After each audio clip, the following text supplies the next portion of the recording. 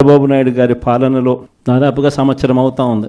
మే 13వ తారీఖున ఎన్నికలు జరిగాయి. ఈ మే 13వ తారీఖు వచ్చేస్తే సంవత్సరం అయిపోయినట్టు. అంటే దాదాపుగా 11 నెలలు చంద్రబాబు నాయుడు గారి పాలన అయ్యింది.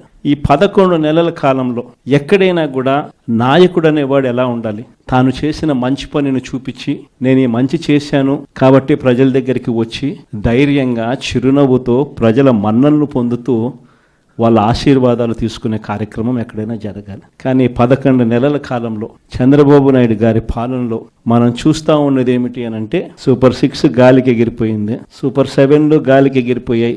143 హామీలు ఎన్నికలప్పుడు ఒక మేనిఫెస్టో అని చెప్పి ఈ కూటమి ప్రభుత్వం దాన్ని చూపించి ప్రజలకంతా కూడా మభ్యపెట్టి ప్రతి ఇంటికి పాంఫ్లెట్లు పంచి ప్రతి ఇంటికి వచ్చి వాళ్ళ కార్యకర్తలు ఇదిగో మా మేనిఫెస్టో, ఇదిగో మా చంద్రబాబు నాయుడు బాండ్ పెట్టినాడు, బాండ్ పంపించినాడు మీకు అని ఈ రకంగా ప్రతి ఒక్కరిని కూడా ప్రలోభ పెట్టి 143 హామీలనిచ్చి ఎన్నికలు గెలిచారు.